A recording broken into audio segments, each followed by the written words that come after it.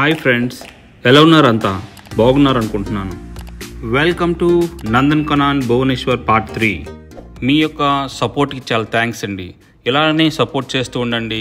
ఇంకెన్నో విశేషాలని మీ ముందు ఈ వీడియోస్ ద్వారా ఉంచుతాను. మరి మెయిన్ వీడియోలోకి వెళ్ళే ముందు ఈ నందన్కనాన్ చేరుకోవడానికి ఉన్న ట్రాన్స్పోర్ట్ సౌకర్యాలు ఏంటో తెలుసుకుందాం. ఒకవేళ మీరు బర్ముండా బస్ స్టాండ్కి వస్తే అక్కడి నుంచి కూడా మీకు సిటీ బస్సెస్ దొరుకుతాయి. ఒకవేళ రైల్వే స్టేషన్ దగ్గర ఉంటే అక్కడి నుంచి కూడా మీకు సిటీ బస్సెస్ దొరుకుతాయి. ట్రాన్స్పోర్టేషన్లో ఎటువంటి ప్రాబ్లం లేదు. మంచి మంచి బస్సులు ఒడిశా గవర్నమెంట్ మరి బర్ముండా నుంచి రైల్వే స్టేషన్ నుంచి బస్ సౌకర్యాన్ని కలిగిస్తుంది. గవర్నమెంట్ బస్సులు మాత్రమే ప్రిఫర్ చేయండి, ప్రైవేట్ బస్సులు మాత్రం ఎక్కొద్దు. సో మీరు ఎప్పుడైనా సరే మరి ఈ పార్క్ చూడాలనుకుంటే ఆల్మోస్ట్ ఒక 1 డే దీనికోసం కేటాయించుకోవాలి. లేకపోతే మనకి అన్నీ ఇందులో ఉన్నవన్నీ ఎంజాయ్ చేయలేము అనమాట. సో ఇక్కడి నుంచి మనం స్ట్రైట్గా వెళ్ళిపోతే మరి సఫారీకి మనం చేరుకుంటాం. సఫారీ టికెట్స్ ఇచ్చే కౌంటర్ దగ్గరికి వెళ్తాం అనమాట. సఫారీ టికెట్ కౌంటర్ దగ్గరకు వచ్చాం. ఈ సఫారీ టికెట్స్ కౌంటర్ అంటే ఏంటంటే వీళ్ళు బస్ సర్వీసెస్ ప్రొవైడ్ చేస్తారు. మనం టికెట్ తీసుకొని బస్ ఎక్కిన తర్వాత మనల్ని లయన్స్, బేర్స్, టైగర్స్ ఉన్న ప్లేస్కి మనల్ని తీసుకెళ్తారు. సో బస్సులో నుంచి మనం వాటిని చూడొచ్చు అనమాట. సో ఇంతవరకు మనం చెప్పుకుంటున్న సఫారీ టికెట్ కౌంటర్ ఇదే అనమాట. సో అక్కడికి చేరుకున్నాం. సో ఇక్కడ చూస్తే మీరు చాలా బార్కెట్స్ ఉంటాయి. ఎందుకంటే ఒకసారి చాలా ఎక్కువ జనాలు వస్తారంట. సో అందుకని ఈ విధంగా అరేంజ్ చేసి పెట్టారు వీళ్ళు. సో ఇక్కడ మనం టికెట్స్ తీసుకోవాలి ఈ కౌంటర్ దగ్గర. ఇలాగ సఫారీ బస్సులు వస్తాయి. ఇప్పుడు మనం తీసిన టికెట్ని తీసుకొని వాళ్ళకి చూపిస్తే మనల్ని ఈ బస్సు ఎక్కనిస్తారనమాట. సో ఇప్పుడు బస్సు ఎక్కి చూద్దాం సఫారీ ఎలా ఉంటుందో. అండి బస్సులో స్టిక్కర్ అంటించారు. ఏంటంటే అది మరి సఫారీలోకి వెళ్ళిన తర్వాత యానిమల్స్ కంపల్సరీగా మనకు కనిపిస్తాయని గ్యారంటీ ఇవ్వలేరంట. సో సఫారీకి బస్సులు స్టార్ట్ అయిపోయాయండి. ఇప్పుడు ఏంటంటే ఫస్ట్ వీళ్ళు తీసుకెళ్తుంది ఏంటంటే మరి ముందుకు వెళ్ళి చూస్తుంటే మనకు ఏమర్థమవుతుందంటే టైగర్ సఫారీకి వెళ్తున్నాం. అదిగోండి టైగర్ సఫారీ అని రాస్తుంది అక్కడ. ఈ టైగర్ సఫారీకి వెళ్ళేటప్పుడు బస్సు ఫస్ట్ బయట ఆగుతుంది. ఆగిన తర్వాత ఫస్ట్ గేట్ని వీళ్ళు ఓపెన్ చేస్తారు. ఫస్ట్ గేట్ ఓపెన్ చేసాక బస్సు లోపలికి వెళ్తుంది.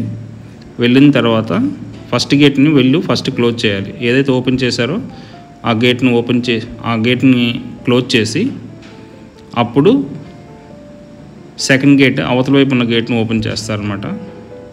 ఓపెన్ చేసిన తర్వాత బస్సు లోపలికి వెళ్తుంది.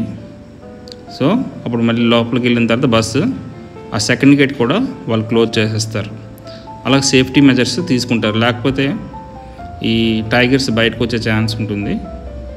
సో అది ప్రివెంట్ చేయడం కోసం అని చెప్పి ఈ విధంగా సేఫ్టీ ఫాలో అవుతున్నారు వీళ్ళు. ఇదనమాట.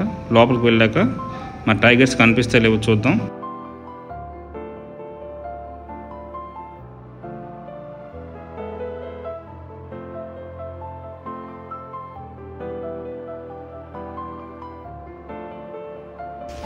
సో సఫారీ అంటే ఏం కాదండి, ఇంకో ఈ విధంగా బయట అడవి ఉంటుంది. మనల్ని ఇలా బస్సులో పెట్టి తిప్పుతారనమాట.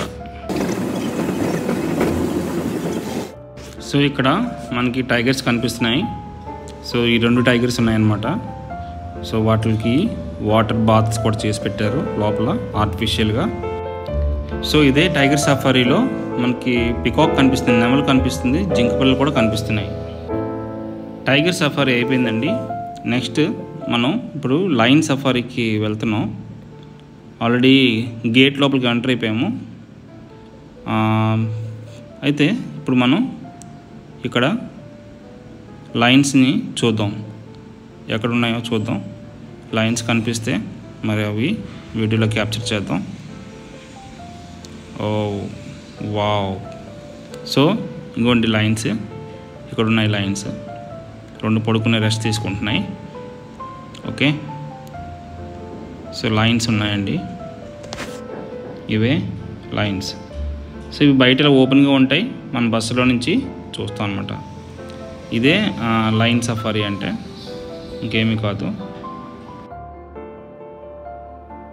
ఇప్పుడు మనం బేర్ సఫారీ దగ్గరకు వచ్చామండి. అంటే ఎలుగుబంట్లు ఉంటాయి ఇక్కడ.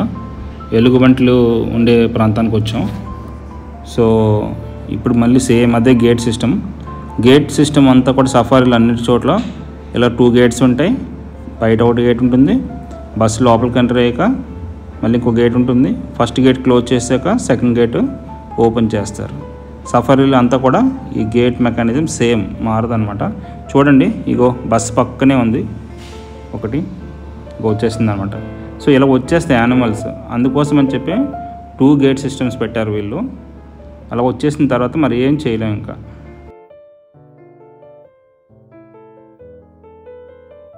సో ఇప్పుడు ఏంటంటే టైగరు, లయన్, బేర్ ఈ సఫారీలు అన్నీ కూడా అయిపోయినాయి అనమాట. ఇప్పుడు నెక్స్ట్ మనకు మిగిలింది హెర్బివోర్స్.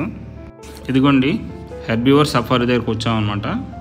ఇక్కడ కూడా సేమ్ గేట్ మెకానిజం సేమ్ ఉంటుంది. మీరు అనుకోవచ్చు అస్తమాటికి గేట్స్ గురించి ఎందుకు చెప్తున్నానని. చిన్నపిల్లలకి ఆతృత ఉంటుంది ఈ లోపల గేట్స్ ఎలాగుంటాయా అని. సో హెర్బివోర్స్ అంటే నథింగ్ బట్ ఏవైతే గడ్డి కానీ, చెట్టు కొమ్మలు, కూరగాయలు, okay, grass, plant leaves, vegetables, ఇలా వెజిటేరియన్ ఫుడ్ తినే వాటన్నిటిని కూడా మాంసాలు తినకన్నా ఓన్లీ వెజిటేరియన్ అంటే లైక్ మనం కొన్నట్టు ఈ గ్రాస్, ప్లాంట్స్ ఇలాంటివి తినే వాటన్నిటిని కూడా మరి హెర్బివోర్స్ అనేవి పిలుస్తాం. సో ఇవి చూస్తే ఇక్కడ మనం చూడండి అన్ని ప్లాంట్స్ని తింటున్నాయి, గ్రాస్ తింటున్నాయి అనమాట. సో రెప్టైల్ పార్క్ దగ్గరకు వచ్చాం.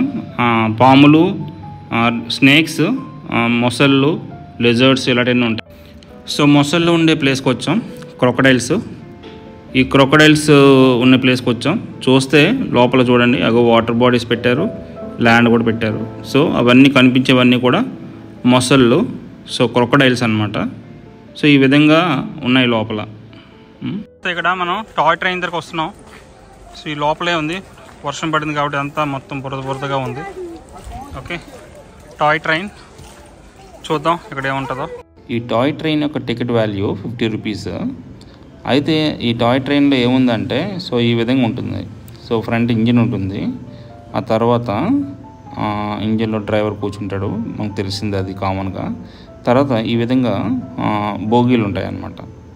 ఈ బోగీల్లో మనం కూర్చుంటే 3 బోగీస్ 4 బోగీస్ ఉన్నాయి మొత్తం. ఈ బోగీల్లో మనం కూర్చుంటే వాళ్ళు ఏం చేస్తారంటే స్లోగా వెళ్తుంది మన ట్రైన్ లాగా ఫాస్ట్గా వెళ్తూ స్లోగా వెళ్తుంది. ఒక 2 కిలోమీటర్స్ తిప్పి మళ్ళీ తిరిగి తీసుకొస్తాడు.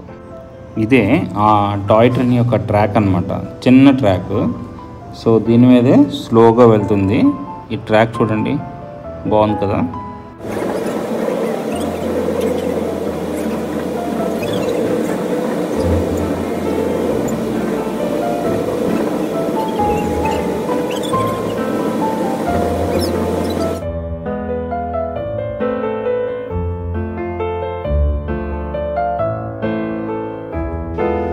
సో ఈ టాయ్ ట్రైన్ ద్వారా నాకు అర్థమైంది ఏంటంటే ఈ టాయ్ ట్రైన్ ఎంజాయ్ చేయడానికి ఓన్లీ చిన్నపిల్లలకు మాత్రమే బాగుంది.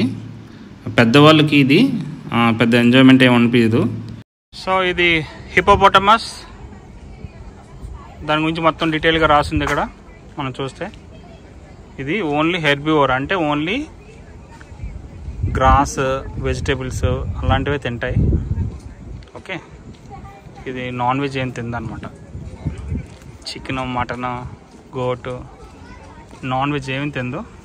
ఇది కంప్లీట్గా వెజిటేరియన్. ఓకే, ఇప్పుడు మనం నందన్కనాన్ రోప్వే దగ్గర ఉన్నాం అనమాట. ఈ రోప్వే టికెట్ మనం చూస్తే 120 రూపీస్ పర్ పర్సన్ అనమాట ఇది. సో లెస్ దెన్ 3 ఇయర్స్ ఉన్న వాళ్ళకి ఎవరికి కూడా 3 సంవత్సరాల కన్నా తక్కువ ఉంటే టికెట్ అవసరం లేదు. సో టికెట్ తీసుకున్నాం, టికెట్ తీసుకొని వెళ్ళిపోవడమే రోప్వేకి ఇలాగా. ఓకే, వెళ్ళిపోతే రోప్వేకి వెళ్ళిపోతాం. సో రోప్వే దగ్గరకు వచ్చాం, ఇదే రోప్వే.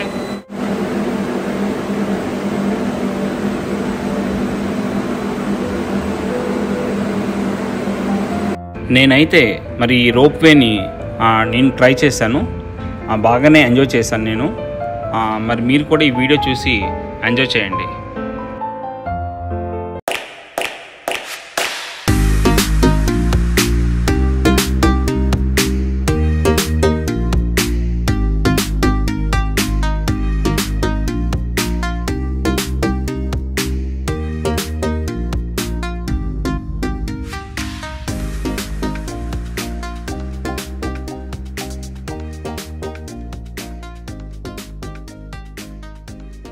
మనల్ని ఆ మధ్యలోకి తీసుకెళ్ళి కాసేపు అక్కడ అలా ఉంచుతాడు.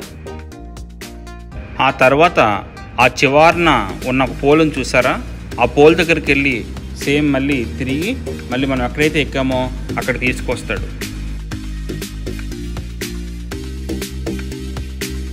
ఈ బాక్సుల్లో మనం కూర్చున్నాక వాళ్ళు బయట నుంచి లాక్ వేసేస్తారు. మళ్ళీ మొత్తం రొటేట్ అయ్యి మొత్తం తిరిగి వచ్చిన తర్వాత ఆ బాక్సులు మళ్ళీ ఓపెన్ చేస్తారు మన కోసం. అప్పుడు మనం బయట దిగి వెళ్ళిపోవచ్చు.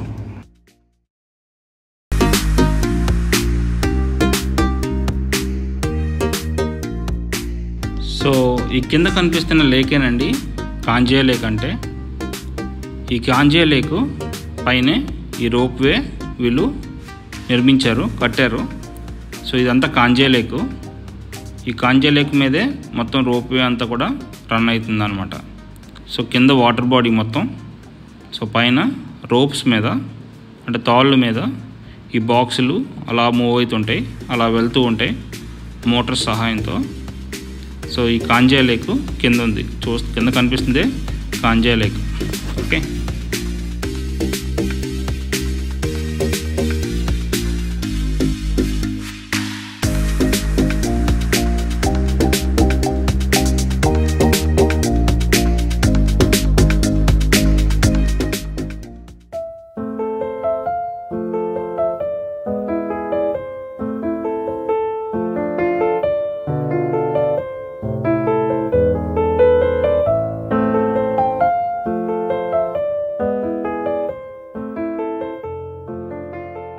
సో రోప్ వే షికార్ చేస్తాం.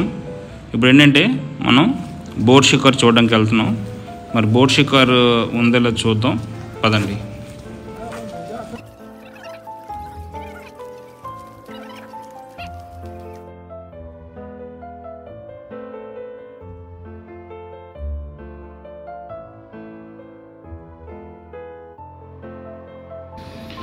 మరి బోట్ షికార్ దగ్గరకు వచ్చామండి. మరి బోట్ షికార్ కూడా చేసి మీకు చూపిద్దాం అనుకున్నాను, కానీ మై బ్యాడ్ లక్ ఏంటంటే ఇక్కడ బోట్ షికార్ ఏం లేదు. ప్రజెంట్ ఏదో ప్రాబ్లం అయినట్టుంది, బోట్ షికార్ అంటే ఆపేశారు ప్రజెంట్. సో మొదట్లో చెప్పుకున్నాం కదా, వాటరు ప్లాస్టిక్ బాటిల్స్తో లోపలికి యాక్సెప్ట్ చేయరనమాట. సో ఈ విధంగా మనకి ఎక్కడ పడితే అక్కడ మనకి ఆర్ఓ వాటర్ సిస్టమ్స్ ఉంటాయి, మినరల్ వాటర్ ఉంటుంది. కనిపించే ఈ ట్యాప్స్ని మనం డ్రింకింగ్ వాటర్ కింద యూజ్ చేయాలన్నమాట. సో ఇక్కడ చూస్తే మనకి చిన్న బొటానికల్ గార్డెన్లా చేసినట్టు కనిపిస్తుంది. సో డిఫరెంట్ ఫ్లవరింగ్ ప్లాంట్స్ని ఇక్కడ పెట్టారనమాట. సో ఇక్కడ వీడియోలో మీరు చూస్తే ఈవినింగ్ 4:30 అవుతుంది టైము, అయినా సరే చూడండి ఎంతమంది జనాలు వస్తున్నారో. సో జూ పార్క్ చాలా బాగుంటుందండి. మీరు భువనేశ్వర్ వస్తే మాత్రం కంపల్సరీగా మరి వెళ్ళండి, కంపల్సరీగా చూడండి. చూడవలసిన ప్లేస్ ఇది, చాలా ఇంపార్టెంట్ ప్లేస్ భువనేశ్వర్లో. సో ఇక్కడితో నందన్కనన్లో ఉండే అందాలన్నీ మరి చూపించానండి. నాకు సాధ్యమైనంత వరకు నేను క్యాప్చర్ చేశాను, చాలా వరకు అన్నీ కవర్ చేశాను. ఇంకా చిన్న చిన్న ఉన్నాయండి, కానీ అవన్నీ కవర్ చేయాలంటే ఇప్పటికే 3 పార్ట్స్ అయిపోయింది, ఇంకా లెంత్ అయిపోతుంది అనమాట. సో ఇక్కడితో సరిపోతుంది అనుకుంటున్నాను. ఓకే, మరి ఇక్కడితో నందన్కనన్ అయిపోయింది. So let us enjoy the recap.